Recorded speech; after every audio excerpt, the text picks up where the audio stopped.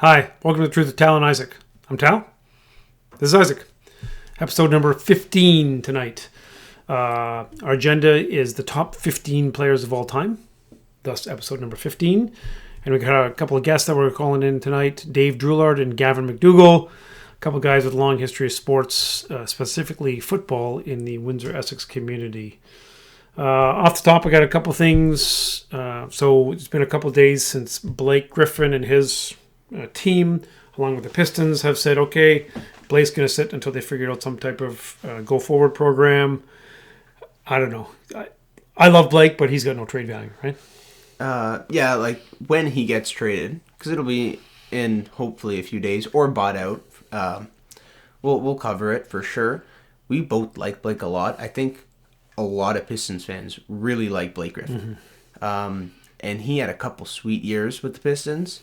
This year it's been bad. It's just been rough. Listen, his body's just given up on him. Like, he did transition pretty well to be a high flyer from high flyer to like decent all around player, but then like his body just dropped down one more step and no lift at all. I have the same number of dunks in the NBA this year as Blake. Yeah, it's tough. Sad. I think Duncan Robinson on Miami has a couple, and Blake can't get up, which sucks. I think he has some value to a team like Dallas maybe, or Golden State. That's kind of contending-ish, but needs a couple more pieces. And he's going to have to give up some money. Pistons are going to buy him out, and he'll go someplace. And I hope he wins a ring. Wherever he goes, as long as it's not L.A. If he ends up on the Lakers, we'll be pretty upset, and I will not want him to succeed. But any other team, I think I'll be okay if he leaves. Okay. Draymond Green had some really interesting comments the other day about some of the double standard that happens between players when they demand to be traded. We're not going to get into detail tonight. Interesting take. I like Draymond because he, really speaks from the heart. I think sometimes he says some silly things, and I think he may have overstepped his boundaries a little bit in this occasion. From what I understand, most NBA fans agree with what he said. Really? Yeah. Do you? I don't. We're not going to run into it. If you know what he said, cool. If you don't know, basically he said that there's a double standard within the NBA, how management and leadership can take a player off, or say we're going to trade you essentially, and not receive any backlash. When a player says, I want to be traded, they receive a lot of backlash, is basically what he said in a pretty long rant. There's a lot more to it than that. I don't totally agree. There's different circumstances, but I didn't love the take by Draymond, even though I do, for the most part, actually like Green. But okay. Pitchers and catchers report, right? Tigers. They will be terrible again this year. We want the border to open up just so we can get some cheap seats, right? It's fun to just go and watch the Tigers. They got lots of young guys. I mean, they have two stud position players that are coming along, Torque and Riley Green. Now 9 minus 2 equals 7, so they still need 7 position players. They got some good young pitchers.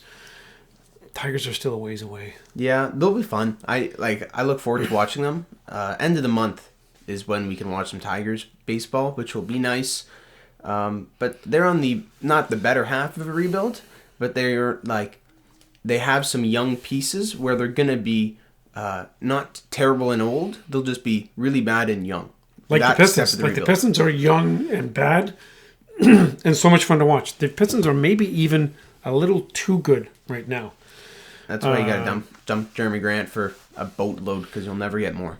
I don't think they trade Grant, but they won't. Wright's going to go. Ellington, as soon as he gets a stroke back, he's going to go, and they're going to be playing Amp Lee's kid. I don't remember his name. Saban. Saban Lee as their point guard.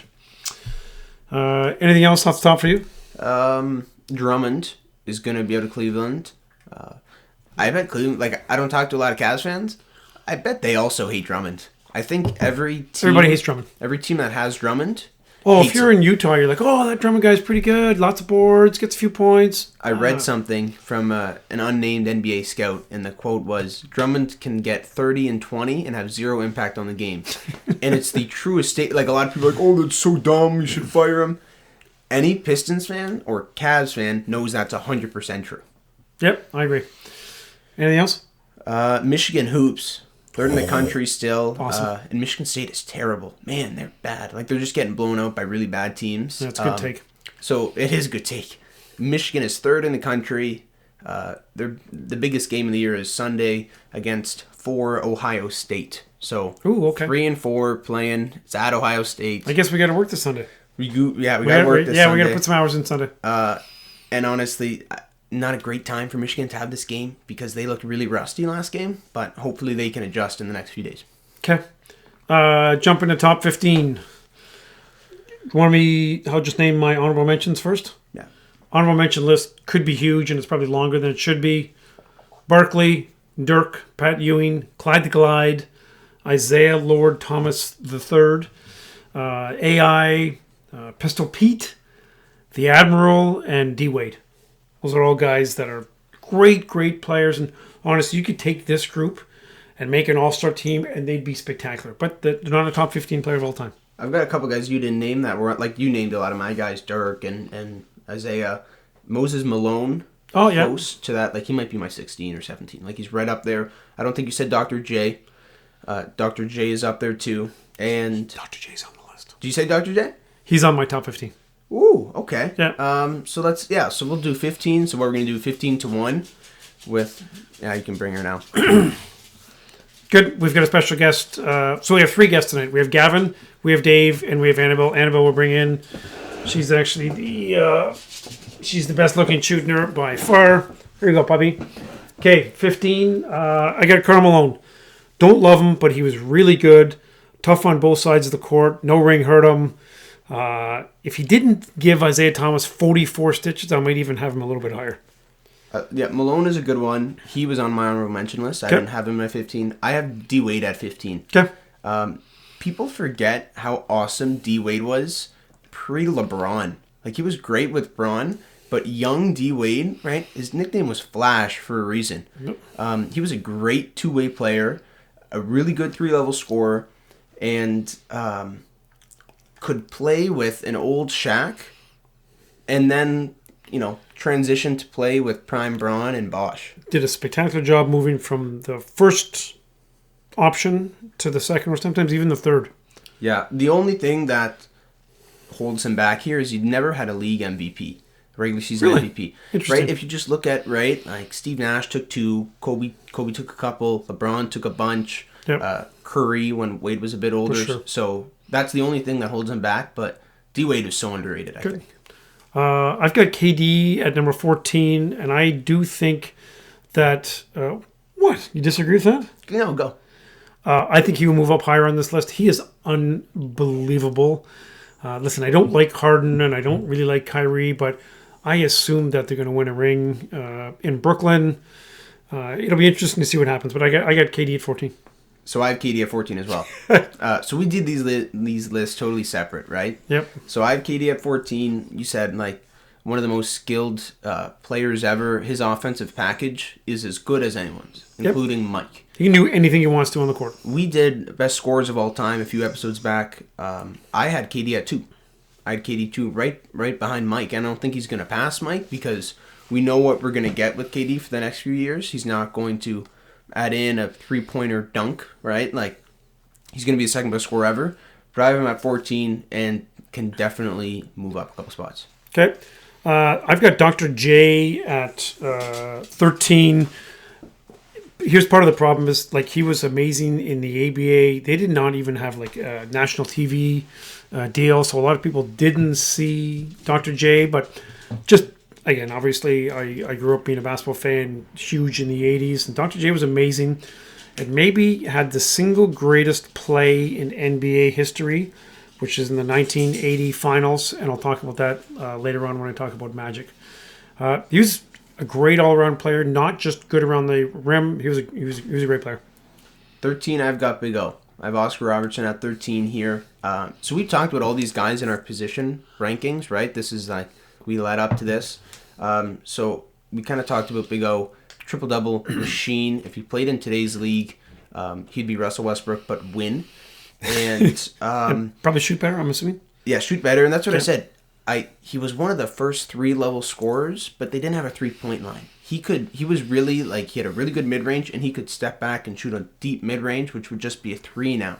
And especially if he trained with 3-point line, I think he could be lethal. Honestly, he fell off my list. I had him on, I moved him around. Really? I made a mistake. Yep. I don't know if I'd probably have him around 15. Like if I had to revisit it, I'd probably put him at 15 and bump Malone off, but I can't argue with Big O being on the list. 12, I get Steph Curry. Best shooter in history. Watch him play. I read something a little while ago just about all the different things. On a good team, he's unstoppable just because you can only have one person pay attention. But when he like passes the ball and there's a screen and then cuts back and gets open, like he has to work so hard to get open. And even when he's not, he could still cash in 35.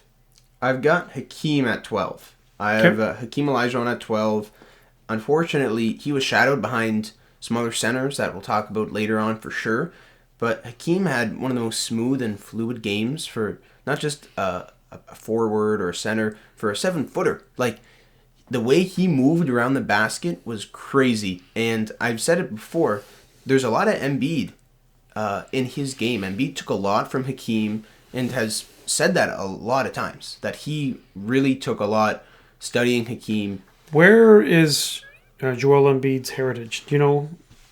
So I don't know. So I know Hakeem is from Nigeria. Yeah, he was from Nigeria. I'd be interested to know where Embiid's from. The only thing that holds Hakeem back, right, I have him at 12, is that he could never beat MJ. Yeah. He, his at least he beat Pat Ewing in the finals.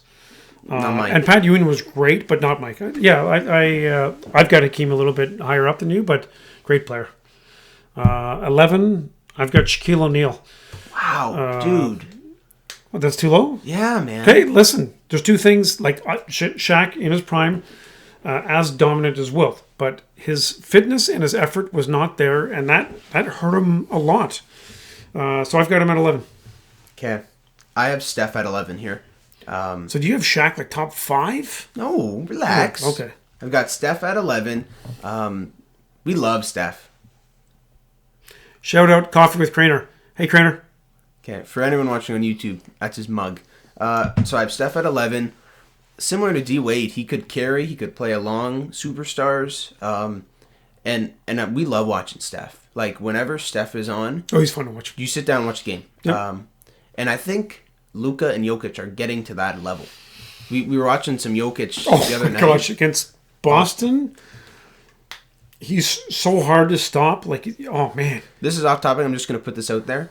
Boston will not win anything in the playoffs because Embiid will drop 50 and 30 on them. Just saying. They have nobody who can guard a center. Boston has to get a big. So if they don't get a big, they're done. And Tatum has regressed. I thought Tatum was going to... We've had a long debate about Tatum, Brown. He's always like Brown. At this point, Brown's looking better than Tatum.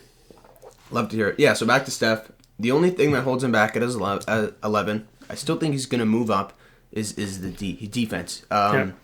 He's actually not a terrible defender. But physically, what do you weigh, about 162 pounds? His defense is really underrated because people just have it in their mind like he's Trae Young on defense. He's not. He actually works pretty hard, and Golden State does a good job hiding him, especially when they had Clay. But Steph's defense is the worst part of his game, and it's not that terrible. So I have Steph at 11. Okay. Now we're moving to a top 10. I mean, what we do need to mention is there's obviously recency bias in some of the things we're looking at, just because we get to see them on film. We really tried to grab historical people, and we are both students of the game and recognize and appreciate history, but for sure there's recency bias. The other thing is it's very difficult to compare eras, right? Like Isaac mentioned, the Big O, like nobody practiced three-pointers because they didn't exist, right? Three-pointers really didn't come into vogue until kind of the mid-90s. I mean, it was part of the game. Like Larry Bird probably should have shot more three-pointers in his career. He's a great three-point shooter. So top 10, I've got Kobe as number 10. Great scorer, great finisher. What? Okay, keep going. Okay. I admit that his early career selfishness dropped him a bit in my books. That's the truth. Okay, so we're going to get there. You have Tim Duncan ahead of Kobe Bryant. Yeah. In what year was Tim Duncan better? And because they played very similar careers time-wise. 20 years, all defense. No. What year was Tim Duncan better than... That's ridiculous. 98 and 99. That's stupid. When Kobe was like 18. That's a terrible take. Wow. Yeah, I just made up those years. I don't know. Wow. Okay. Pass the ball to Shaq when he was in his prime. Shut up. It's my turn. Okay. That was the truth. 10, I have Tim Duncan, who he probably has in the top 3 with the way his list is going. I've got Timmy D at 10. Everyone liked Tim Duncan, right? Yep. Tim Duncan was the main man in the Spurs dynasty. So you've got Duncan at 10? I have Duncan at 10. Oh, so, dude, we're not that far off. Okay, but you have just your Kobe no, love. but you have Kobe at 10. That's stupid. So Okay. back to Timmy D. Was a humble leader and a captain, and beloved. Tim Duncan in his later years, that's kind of when I remember watching him, and he was just like a pretty quiet dude, but he cracked some jokes when he was mic'd up, and him and Popovich were awesome. Yep. And so many rings, right? Like that dynasty was nuts. And he was never the flashiest guy on the court, but made the right play. So I have Timmy D at 10. Okay, I get Timmy D at 9, which obviously Isaac thinks is one of the biggest travesties in life. No, that's not. The travesty is that Kobe is behind Tim Duncan. That's your travesty. Like the first 10 years of their careers, Duncan was better so much. Listen, Kobe took a lot of really dumb shots, And made lots a lot of of them. turnovers. Look up Kobe stats. Like his end game stats are We'll not get there. very We'll good. get there, Mr. Efficiency. Okay. Offense, defense. I got the big fundamental at number 9. Okay, I have Shaq at 9. I have Shaq ahead of Tim Duncan because that makes sense. So For about 4 years. dude, it's my turn. Okay. Shaq was I feel like I'm on The View. wow. I don't know what that is. So Shaq at 9, was a 7-footer who was a billion pounds, but could move for a big dude. And like you said, just changed the game so much, made defenses clog the paint like crazy. It would have been nice if him and Kobe could have, obviously they won a bunch of rings, but it would have been nice if they could have figured it out and won 6 or 7 rings together. So I have Shaq at 9. Okay. 8, Hakeem. Unstoppable on the post. Great defender. He was amazing. He really, really was amazing. I think, obviously, not being able to beat Jordan hurt him, but I got Hakeem the Dream at number 8. All right, number 8, I've got Bill Russell here Okay. at 8. The greatest winner in arguably sports history. We'll get that. Like the GOAT debate is different, but Gavin may want to do a bit of a GOAT debate. Bill Russell was definitely a top 3 defender in league history. Was up there for rebounds. Was the best rebounders ever. The only thing that holds him back, right? He's got all the accolades. Is the era, and that's not his fault. But we'll never get to know what it was like if he played in today's league or the 90s or whatever. But that aside, Bill Russell has to be in your top 10. So I have him at 8. For sure. I've got Larry Bird at number 7, actually. Great trash talker. He could pass, he could board, he could score. Not a very good defender. For some reason, you think Bird is a better defender than he was. I was just confused that he's got a bunch of all-defense teams. But again, that's people didn't watch the games as much and didn't pay as much attention. They didn't have all the defense metrics. Listen, Larry Bird, awesome. I know a lot of people have him probably a couple points higher, but I got the hick from French Lick as number 7. 7 here, I've got Kobe. Now, Kobe's in a chunk with 2 other guys, so there's a group of 3 that I think are all like this. And Kobe, unfortunately, is at the bottom of these guys. We've said before, the closest thing we've ever seen to Michael Jordan. And I don't know if we'll get any closer. He had 5 rings, and Cade Cunningham. dude, I like the Amani Bates. I like the two-way players. Kobe was a two-way player. And a lot of these guys here played defense for basically every year in their career. Except one of the guys who we'll talk about later, but for some reason people think he's the GOAT. So that aside, Kobe at 7. Okay. So I've got Bill Russell at number 6. Again, this was tough because honestly, I've had Bill Russell in probably my top 3 or 4 for a long time. And I just had to drop him a little bit. He just didn't have enough competition to truly measure his greatness. He was great, but I get him number 6. The other thing I need to say, the whole player-coach thing in Boston in the late 60s, I've mentioned this before, but Boston is a racist town, and the crap that Bill Russell had to put up with and still win, like 2 hands full of rings, is impressive. So good job, Bill Russell. Good job, Bill. Next time I see him, I'll let him know. Okay, so I had Bill. Number 6, I've got another Celtic. I have Larry Legend at 6. A little bit higher than you. Nobody has come close to the way Larry played, right? Like, we've seen shades of Mike. We've seen shades of some of the bigs. There's never really been a guy like Larry. And, like, Kevin Durant's is one of the better small forwards, right? Mm-hmm.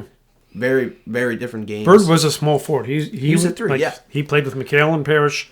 Maybe sometimes he'd be the 4, but he was pretty much always the 3. I have Larry here, for all the reasons that he said, but Larry and Magic were a big reason in the 80s why the NBA became so culturally relevant. Like, those two going at it, starting in college, we owe a lot to them for why the NBA is as big as it is. So I have Kobe at 6. Bird at 6. Okay, so number 5, I've got Magic Johnson as number 5.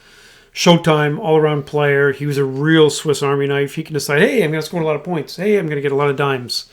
As a rookie, Kareem Abdul-Jabbar sprained his ankle going against Philadelphia. So as a rookie, jumped center, played all 5 positions during that game. 42 points, 15 boards, 7 dimes. That set his career up for just magical things. So I got Magic as number 5. Yeah, we're not going to spend much time on Magic. I have him at 5 as well. I think, like I said, Magic, Bird, Kobe, I think are all in like a very similar tier. Where Bird and Kobe, I think, are basically interchangeable, but I think Magic is the best out of the 3. I have Magic at 5. Okay. Number 4, I've got Wilt Chamberlain, 100 points, physical beast, average 50 points a game in a season. Not a true leader. If he won a couple more championships, I think he would have been right up there with MJ, but just not a winner, not a true champion. I have Wilt at 4 as well. Okay. I saw some lists online that have him like borderline top 10. That's ridiculous. Look, Wilt, people say, like, I don't have a knock on Wilt. Like, yeah, he couldn't really shoot, but he was a center. And people will pull the era card, right? He played against bums. I wrote this down, a 7'1" center with a 7'8" wingspan, whose vertical was apparently 48 inches. That's the number if you look it up. The highest in NBA history, right? I had a Mike. Mike was 46, I think. So if you just think about that guy will put up monster numbers no matter what year he played. Yep, I agree. Wilt's at 4. So number 3, I think we each have 3 names left. I've got Kareem Abdul-Jabbar or Lou Alcindor's number 3. Changed the game. Won at all levels. A scorer, a leader, a really good defender as well. I got Kareem, number 3. So I've got LeBron at 3. And it's not ludicrous to put him at 3. You're going to talk about why he's good. I'm just going to present my argument for all you LeBron people, why I don't have him at 2. Good thing we don't have Evan on as a guest, because Evan would be losing his mind. Or the dumb people that have him at 1. So here's my argument against LeBron, really quick. Like I said, defense. For about half his years, he didn't play defense. Young Brown in Cleveland, very little defense. Miami LeBron was the best defensive player in the league when he wanted to, but he was never the primary ball defender. That was D-Wade, and Bosh often guarded the best big. When Braun wanted to lock up in Miami, he could anybody, like even Kevin Durant for that matter, but not consistent. The decision was one of the softest things in sports history. Yeah. That whole, everything surrounding that is stupid and should never have happened. He needed to run to win. A lot of these other guys stayed where they were drafted and made it work. Got guys, however, and made it work. Braun left Cleveland once, super team. Left Miami, borderline super team. And now he's playing with a top 5 player on the planet. I don't like that. You shouldn't have to run to win. That's not what a GOAT does. Another thing I have here. The 2011 NBA Finals was just a terrible collapse. And one of the few... Is that against the Mavs? Yeah. When, Jason Terry, locked him up. This is one of the many times where Braun just came up short. He either gave up or came up short. Basically, every time he left any team, it was an ugly fashion. When he first left Cleveland, it was pretty ugly. It was really ugly. When he left Miami, it was super, super bad. And when he left Cleveland, he played good, but just kind of said, I'm done with you guys. And went Hollywood. And I don't know if he'll leave the Lakers to go join a new team in a couple years. Maybe when the Hawks are really good, he'll go play with them or whatever. But the jumping ship and giving up, I don't like. quick before we finish, the gap argument. This is the gap between Michael and LeBron. 2 rings, 2 Finals MVPs, a league MVP, a defensive player. League MVP, a defensive player of the year, 9 scoring titles, 3 all defensive teams, 3 steal titles. That's a gap between LeBron and Mike. If you look up a lot of guys, like they have careers that are that good. Hakeem Olajuwon's like career, Hall of Famers. Hakeem Olajuwon's career is very similar to that gap. Yeah. So you can put in Hakeem Olajuwon in the middle. It's ridiculous. And then like Clyde Drexler, Dirk Nowitzki, Kevin Garnett, all those guys didn't have as good of careers as that fake made-up career I just laid out. Yep. So I'm done with LeBron. He's 3. He's awesome. Listen, 3 is amazing. So I've got LeBron as 2. He will statistically, be the greatest player in NBA history when you add up points and rebounds and assists and all that stuff. Unbelievable physical freak. Could really do anything that he wants to on the court. He's going to win his 4th MVP this year because he decides he really wants to win the MVP. Here's the difference. Okay, let's just go Jordan LeBron. Jordan wanted to win at everything. If we were playing golf, golf is a perfect example. But if we were playing any sport, if we were waiting at the doctor's office and you got to throw quarters against the wall and whoever's quarter goes furthest away, you lose. Jordan would destroy anybody. He'd get so focused. LeBron focuses on winning championships, and he thinks, okay, I'm going to coast a little bit during the regular season, save my body so that way I can win a ship. He's the 2nd best player in the history of the game, LeBron James. Yeah, obviously all these guys are... I was just presenting my argument why I don't have LeBron higher. So I have Kareem at 2. I think he is... I think he's miles away from Michael. No surprise, Michael's 1. But Kareem puts together the best argument to top Michael, at least for now. Right? Brown's going to probably win another chip with this LA Super team. He might win another league MVP if he plays hard enough during the regular season. Or if he's nice enough to Mr. Silver, who can give him the award again. But I have Kareem at 2, right? 6 MVPs, that's the most ever. 6 rings, that's as many as Michael.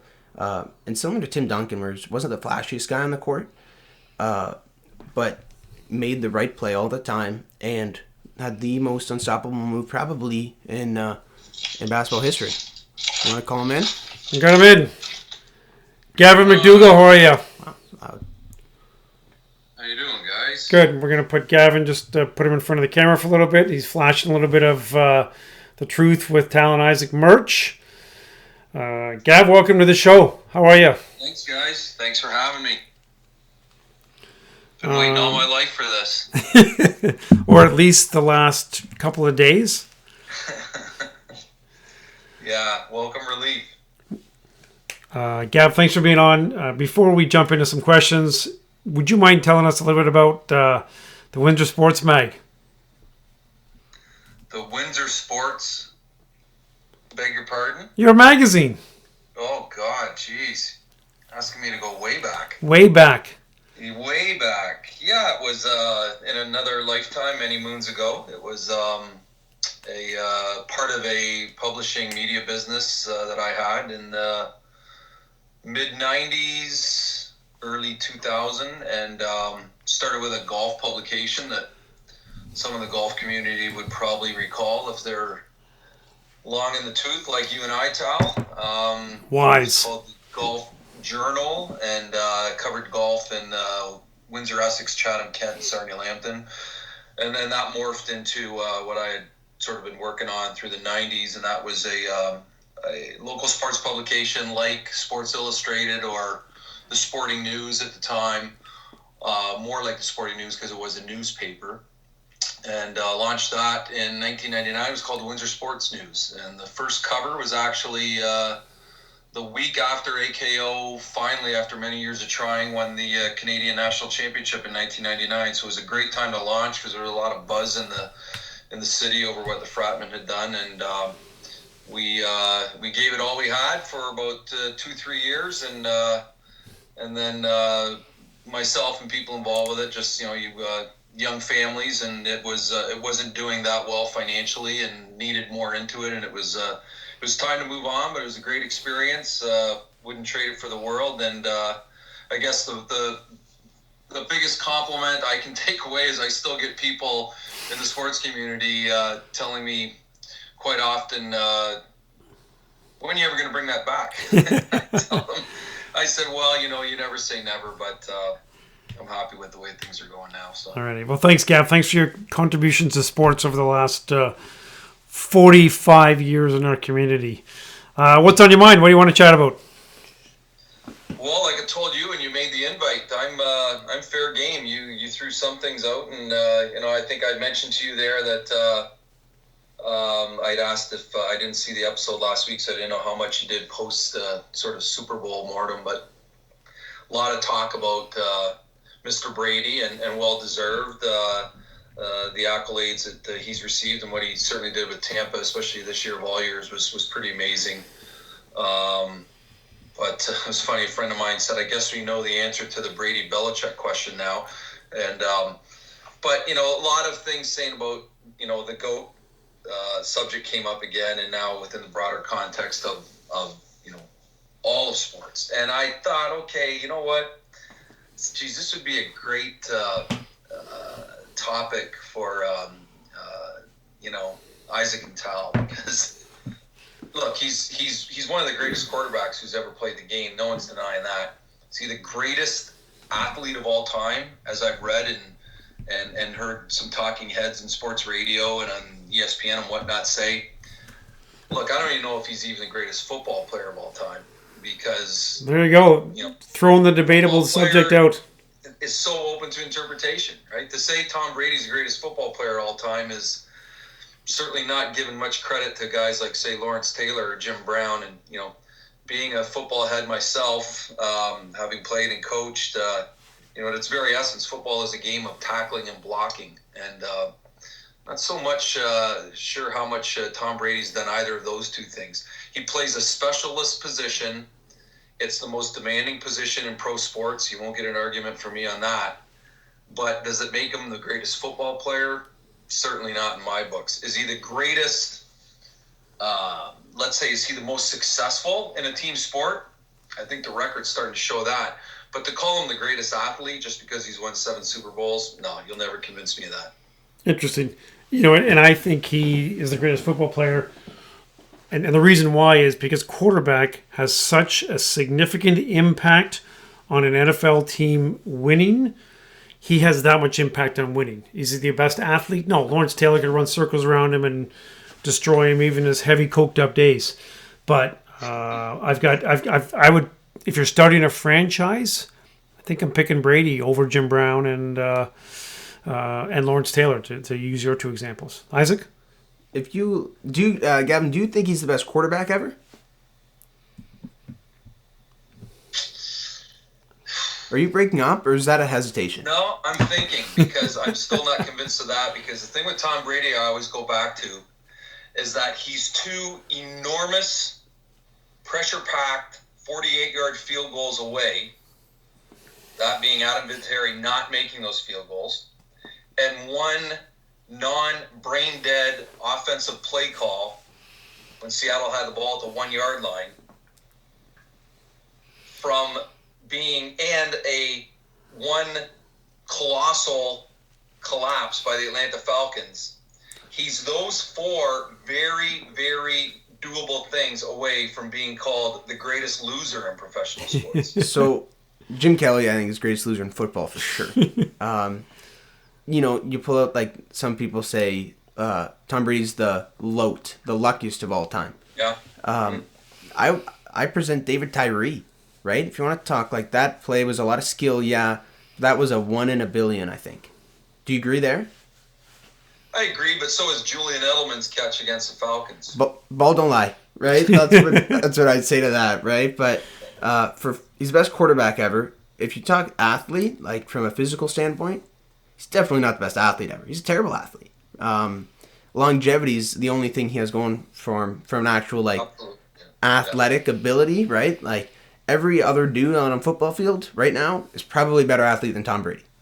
Especially when you look at any other sports like basketball. But if you say greatest ever, in terms of winning, in terms of accolades, right? Your guys are Brady, three guys are Brady, Gretzky, Jordan, Russell. For team sports, I think Serena Williams is the easy one if you want to go single player sports. I think, and Muhammad Ali, I think that's even harder to compare. But for team sports, I think the top three is Russell, Jordan, and Brady. I'd throw Yogi Berra in there too. I think he won 10 or 11 World Series with the Yankees. Yeah, that dynasty. Yeah. It's a good take. I won't argue with that list, and I won't argue with. Look, if Brady's not my vote for the greatest quarterback ever, let's just say he's pretty. It depends what day you ask me. I'm not saying he's not, but I think there's some other guys there that when you look at if you look at just a season or a couple seasons put together, longevity, it's not even a question. You're right. I said to Tal, I think. The day after the Super Bowl or something, one thing that blew me away was, and sometimes we forget, there's a love-hate for Brady, and there's a lot of haters out there, obviously, but when you think of this thing that blows me away, Brady's 43 years old, he just won his 7th championship.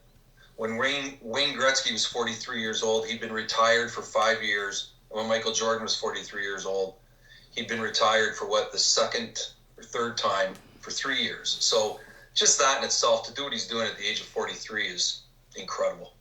Longevity, two guys, right? Kareem and Tom, I think, for longevity, dominated for that long. Yeah, the Gordie Howe, he played forever, but really wasn't a significant that's tough player this last 15 years. Yeah, when you look at Kareem too, I mean, his last game was when the Pistons finally won, and he was still a highly productive player. For sure, he was. Yeah. Who's to say if he's playing the next year, LA doesn't give the Bulls a better run, because he was a guy who just kept playing, and he benefited from playing with a guy like Magic, who kept him young both on and off the court, and he was that there's no doubt there that Kareem's right up there as far as the longevity argument goes. Okay, Gavin could talk sports all day. I'm just going to tell you a quick Gavin story. So we were playing Monday night basketball last year, back in the days when you could get together and play basketball, and he took the biggest hit, and his nose just blew up, and he's bleeding on the side of the court. And then, so what I'm going to do is I'm going to post a picture of that, because I was good enough to take a picture of Gavin when he's bleeding all over the place. So on our Instagram feed, so Braden and the rest of the MacDougall clan can check out a nice picture of Gavin on our Instagram feed. Gavin, I have to bring you back, because obviously we could talk forever. This group, the Chudners and the MacDougalls, know a lot about sports and are very passionate about sports. And life is hard, and sports are a really nice sideline and distraction from some of the tough things in life. Gav, any parting words? No, guys, thanks for having me. Enjoy your show. I love what you guys are doing. Okay, thanks, buddy. Talk to you soon. All right, take care. See ya. Bye. That was Gavin. Gavin really knows a ton about sports. Now we're going to give Dave Drouillard a call. Dave is... Want to FaceTime? Because... Yeah, we're going to FaceTime Dave.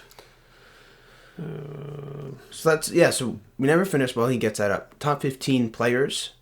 For one, we don't need to make our case for Michael.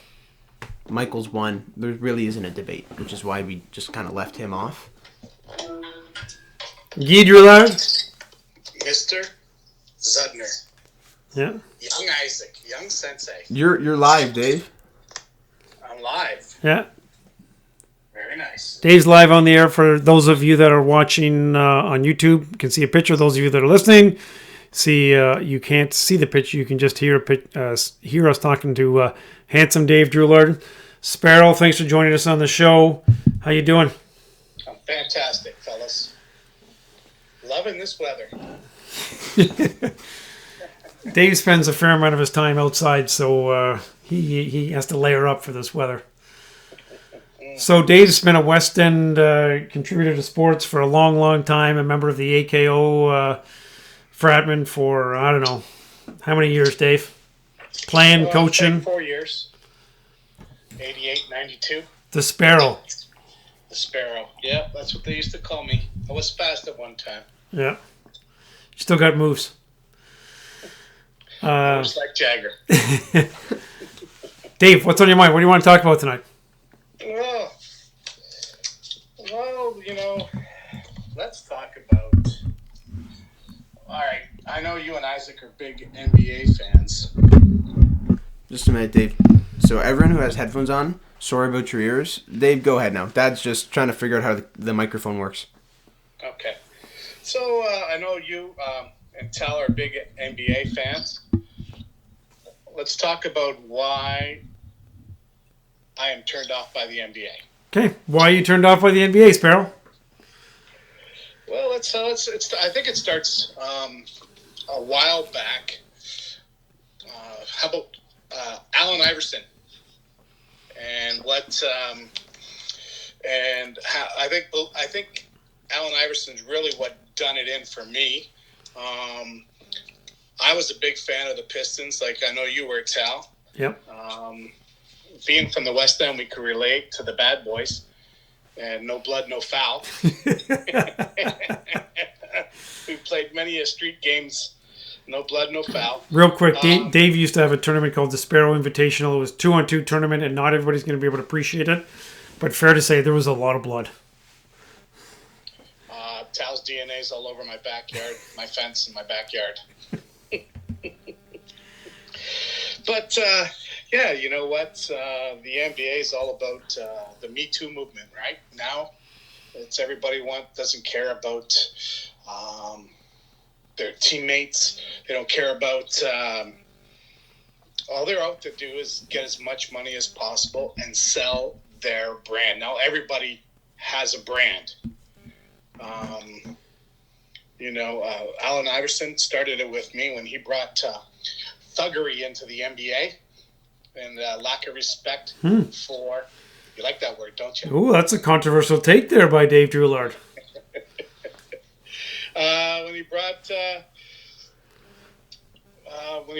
When he started in the NBA. You talking about practice? Practice and lack of history, and we talked about role models, and when you're getting paid millions and millions and millions of dollars, children look up to you. And gone were the days when he was in the NBA, the guys showing up to the games in suits. Jordan, Scottie Pippen, all those guys wore suits to the games. Here you got Allen Iverson with a do-rag and chains and a sweatsuit. And you know what? It just, for me, he was all about himself, and he wasn't all about the team and building a winning team. I find the NBA now is all about that. Interesting. Isaac, what's your take on Dave's take? I agree. And in terms of basketball, I think college. I don't know if you watch a lot of college ball, Dave, but I think love college basketball. College ball is a much better product than the NBA. I think the NBA is still carried by big names and star power. Guys like LeBron, guys in a few years like Luka and Zion and Ja and those guys. If they didn't have those studs, everyone's tuning in to watch college ball. Well, you know what? I for one, I love watching college ball because the game's played with emotion, and they're playing for the team on their shirt mostly, unless you go to Kentucky and you're one and done and you're just there to get in and get out and get yours. All right, and that's the problem. Everybody's in a hurry to get that almighty dollar. Okay. And gone are the. Now you have players in the NBA. I can't stand LeBron. I'm sorry. Love to hear it. The man has. He's a specimen. All right, dropped down from the heavens. The guy's a beast. Yeah. Okay, he can do it all, but I'm a firm believer when you're getting paid to play basketball. If I'm an owner and I'm paying you to play basketball, I expect you to play basketball. I don't expect you to be the general manager. I don't expect you to be the coach. Okay? Don't call your own plays in the huddle. He always wants to pick his coaches because he basically tells them what to do. Yep. He picks the players he wants. Nobody wants to play with them.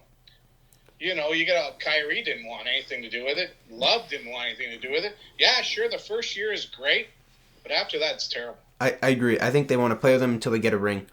And that's it. Yeah, like I'm not a LeBron guy, but I think when you have a guy like LeBron, he is your coach, he is your GM.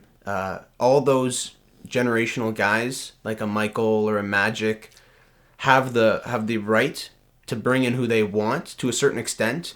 LeBron really was more of a GM than anybody probably in NBA history. Off the top of head, like Michael wasn't switching coaches and GMs and having an entirely new team every other year. Whereas I agree, LeBron, he picks and chooses, and I think this offseason was the perfect example of that with the Lakers, where he just brought in everybody. Yep. And Michael had a general manager, and he didn't have a say. And the general manager, that was the problem with the Bulls. The Bulls could have won another year and won again. But Easily. you know what? Jerry Krause said, "No, you're done." Yeah. The Phil Jackson told him he's done. Yep. And from there, you know what? Jordan, yeah, you could have a say, but he didn't have the final say. And the problem with the Bulls was Jerry Krause. He tried to flex his chest, pound his chest, and this is my team, and I did this, and I did this, and I did that. He wanted more recognition and responsibility for the team he put on the floor. How long would LeBron last with Jerry Krause? A week? What's that? LeBron, if his GM was Krause, how long do they last? A week? LeBron would go somewhere else. Over under a week. Is he out in 5 days? He'd be out. He'd be out. Dave, what's your greatest sports memory? My greatest sports memory? Yeah. I got a couple. Okay. I went to every single game that I can't remember, about the World Series for the Tigers. 84? Paid $1,000 for standing room tickets. You did? Yes. 84? Bless you, boys. Yes. Come on, you were like 15. No, not 84. Not 84. Sorry. 84, I didn't go to that one. Oh. When they lost? When they lost to St. Louis, 2012, yes. maybe? 6 was St. Louis, I think. Yeah. Oh, yeah. 12 was Giants, right? Okay. Yeah. So that, I had the pleasure of two things. We used to go to Cleveland every summer Yeah. to see the Indians play. Big Tribe fan. And, yeah. One year, we got there, and what happened was we got there for batting practice. And we run in, we get down there, and all you could hear was just the crack of the bat. And it sounded like thunder. And we missed the first bit of Bo Jackson's batting practice. And it was just bomb after bomb after bomb. And it's like unbelievable. It was incredible. The year later, we go there, and McGuire and Canseco. And the same thing. When McGuire hit that ball, it was just different. You could stand there and you can close your eyes and you could tell who's taking batting practice, even if you didn't see him, just by the sound of that bat. Okay, those are good memories. Yeah. Dave, thanks for joining us today. All right, I appreciate it. Loyal listener, good fan. Let's catch up soon. We need to do 2-on-2 in the driveway. So Okay. Dave's son Noah is a football prospect, and he's a pretty tough guard in the paint. What's Noah check in at these days, Dave? He's 6'7", 375. Okay, so I'm pretty sure Noah won't be able to guard Isaac at the 3-point line, but anything close to the baskets can be pretty tough. I'll foul out Yeah. pretty quick. All right, thanks, fellas. All right, thanks, Guy. Take care. All right. Hey, stay vertical. Alrighty. Okay, a couple guys who just love sports. Dave Drouillard and Gavin Drouillard. Dave Drouillard and Gavin MacDougall. Thanks very much. Great show. Perhaps a couple minutes longer than we had intended, but when people are passionate about sports, it's tough to turn off that passion, as we know that. Shout out to Urban Paul Morel for Designs of Urban Paul. Nice 40 Love lid that I'm sporting these days. Isaac, want to shout out to anybody? The listeners. The listeners. Wow. There's my shout out. And Nono, because Nono's listening. Thanks for watching, Nono. But also, all the other listeners that are here, you know where to find us. We're on Instagram, The Truth with T and I. We've got a bunch of merch behind us. Stay tuned. We'll keep hammering out the episodes, covering whatever we can cover, and going back into some movie stuff, some I want my boy Evan. Evan's got to appear as a guest. I was supposed to have... Evan bailed on me because It's soccer. I'll get him next time. Okay. Good night, everybody.